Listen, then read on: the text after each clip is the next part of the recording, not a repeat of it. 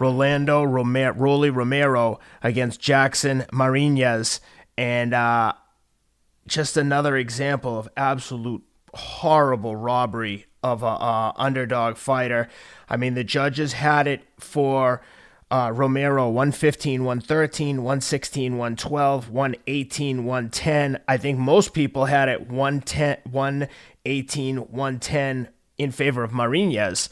And I mean, it was universal shock on Twitter and other social media forums after the fight. But I know you had a chance to watch the fight and wanted to get your thoughts there. You got to aggravate me in the middle of the day, Ken. Really, I told you, my friend. I thought you loved me. I thought you cared about me. Yeah, you got to give me, like the old timers would say, you got to give me agita. You got to give me agita now. Really? Really? I was talking about the Lomachenko Lopez, a great fight coming up, something to be excited about. And you had to give me agita. You had to bring this up. Listen. The guy that had it 118, 110, I hope he's in jail. Is he in jail? Is he in jail? He should be. This, what I'm about to say, hey, I'm going to say it. I've said it before. I'm going to say it again. I'm going to say, unfortunately, this sport continues to give me a reason, this business, because it's got nothing to do with the fighters. It's got to do with the people running the business. The sport is great. The fighters are great. The people running it, they suck.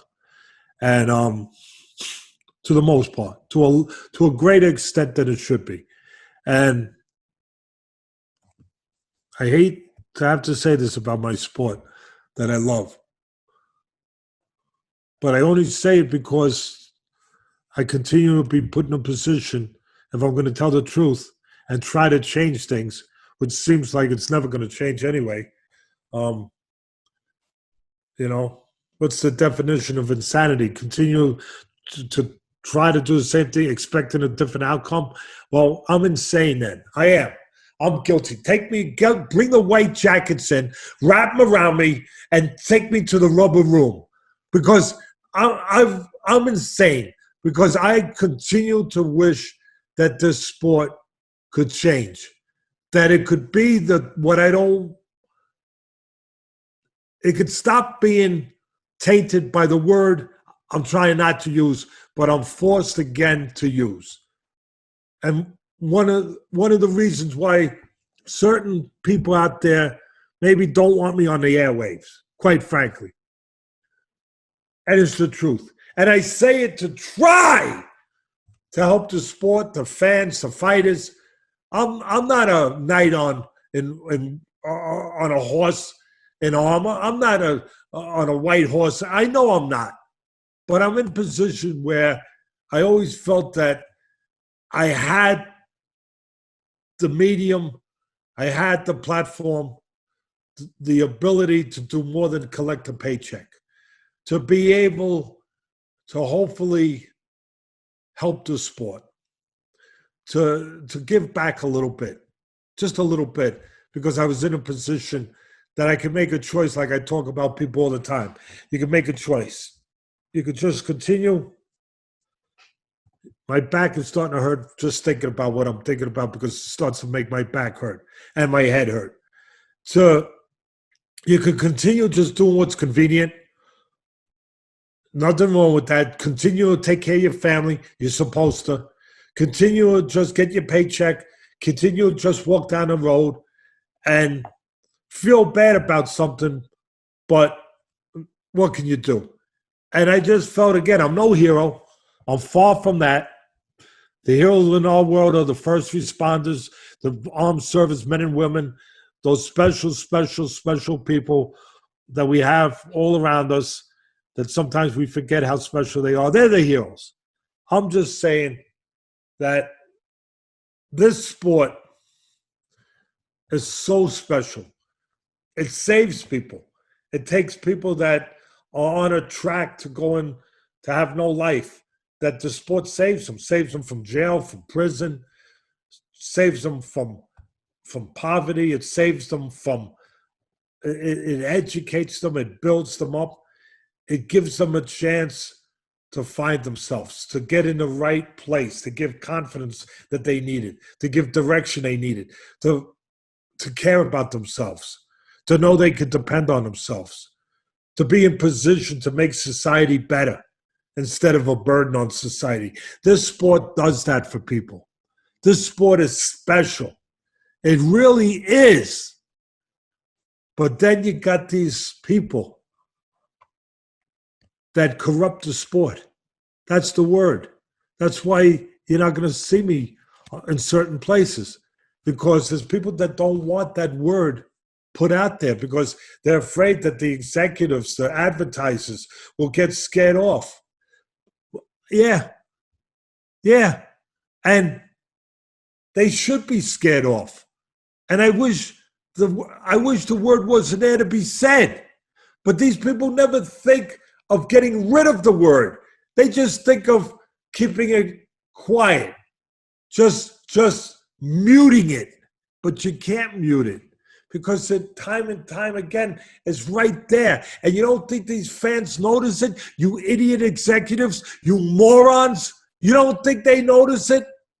I don't do email. Rob and my daughter got me on Twitter, whatever it's called, and on Instagram, and they do it for me. And we're blessed because of you fans. We have 112,000 subscribers on this podcast and something like 16 million views. I thank all of you. I love you all. But every once in a while, I look at some of these comments, not too often, but every once in a while, like the other day after this fight. And you know how many of the fans, the good people that make it possible for these executives to put boxing on, for these promoters to make money, for these networks to have this content. You know what they say? You know what I read? And I stopped reading it after about 100 of them. We're leaving the sport. This is why we're not staying in boxing. We love the sport. We love it. But we have to leave, Teddy. We'll leave because of the corruption. So instead of ignoring it, why don't somebody do something about it? How many times have I said this? Why don't you people out there call yourself the same ones that wrote, I'm leaving the sport? Don't be a quitter. I get it. I understand. I feel it. I've been fighting it. I've been hit over the head because of the fight. Yeah. You know, I'm trying to fight the fight. At least that I'm not just taking a paycheck. I'm trying to fight the fight. Again, I'm no hero, but I'm trying to do what I can. But we all need to do something. Instead of saying I'm leaving a sport I love, instead of saying I quit, that's enough, I give up. It's a corrupt sport. What we got to get together. Why don't we fight? Call your assemblyman, call your congressman. These commissions that allow these people to be judges, instead of suspending them, instead of sitting them on the sidelines after decisions like that, they put them right back in the rotation, allow them to do it again the week after. Why don't you say, hey, my tax dollar pays for these commissions. I want it to be used better. I want a better commission. I want somebody who can get rid of these judges, make them accountable. Stop this corruption. Stop it. It was a corrupt decision. You have, and it breaks your heart because you had a Dominican kid there that's got 3 kids, I think. He's trying to live the American dream.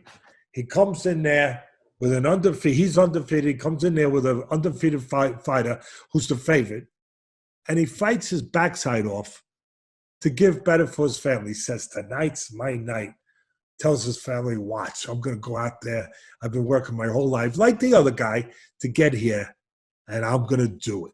And he did it. He did it. Except he didn't, because corrupt part of the business said, we're not letting you do it. Why? It's always the same reason, Ken. Because the other guy's with the power. The other guy can make more money. kid that can't speak English, he's not going to be made into a star in their mind. The other guy, supposed to be the better puncher, I guess he is, they can make him into the star. He speaks English, they can make him into the star. And he's with the connections. He's with the power. And whoever's with the power, guess what? I ain't telling no secrets, I don't think. If I am, you guys better wake up. The judges know who's with the power. They get the memo. They know. They know who better get the decision if they're going to continue working. Yeah. It's disgraceful. It's disgraceful. And you know what? I sent a tweet out that night because I felt I try to give people their due when they deserve it. I really do. I really do. People, oh, you're a hard back. You know the word. I don't like to curse on our show, but you're hard. You're always hard. I don't know. Maybe sometimes, but when I think I should give somebody their due, I think I do. I try to. I care about that. So I sent out a tweet. I sent it to Rob. Rob sends it, to some kind of special tower somewhere in the Himalayas that, takes this stuff. That's how it works, right? Because, he sends it out, goes to some guy in the Himalayas that's standing out there with one of those, those things that collect it, right? It takes it in, and then he sends the tweet out. It's amazing. It's an amazing process. I don't know much about it, but I sent the tweet out, and I said, hey, finally, a network gives us, it's their first show back, Showtime, since the COVID, and you're finally getting a network that's not giving us crap. They're giving us talent, two talented guys, that's number one. Not just competitive, both talented, undefeated. with talent, top talent. You're giving two talented guys evenly matched, fairly matched in a competitive fight that's meaningful for the number one slot. Whatever they decide to call for, but meaningful, going to impact their lives. So you got talent, you got competitiveness, you got importance. Yeah, and I sent the tweet. I said, finally, you got a network that got it right, that gives you a fight that you don't know who's going to win.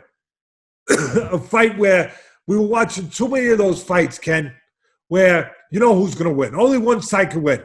But you know where I was wrong, Ken, with my tweet? I was right up to the point of you didn't know who would win.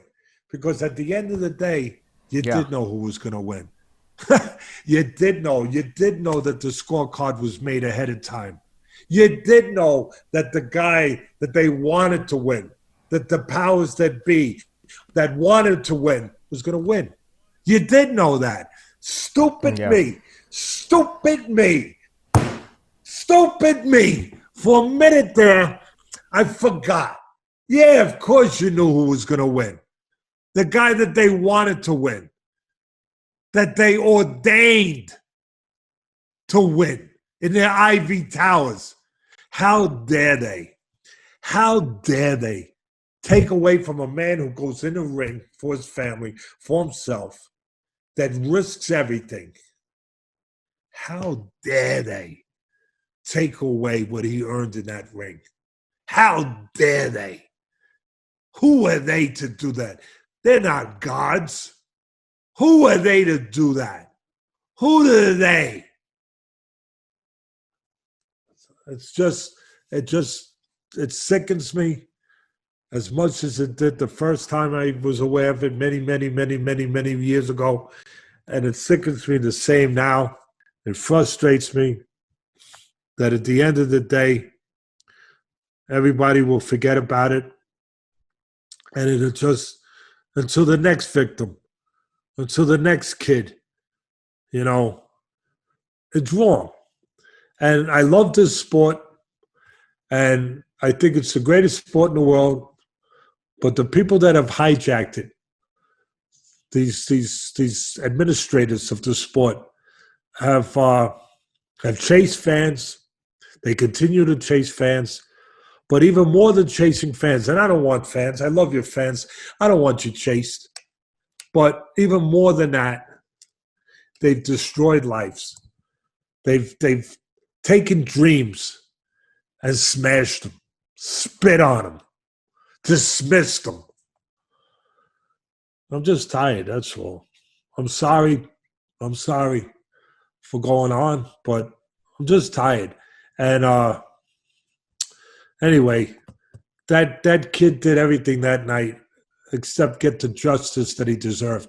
He landed lead right hands all night long. He saw an opening for it, so he landed them.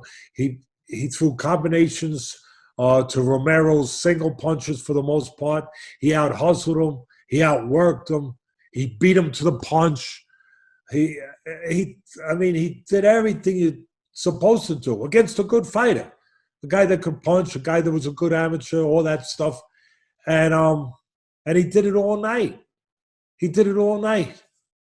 And look what they did to him. Well, the kid Romero, who got the victory, said he didn't see a need for a rematch, but I think the governing body, I think it was the WBA, already said that they're looking into giving him an immediate rematch, which would be the least that they can do. But they're forced to do it. This exactly. is old routine. This is,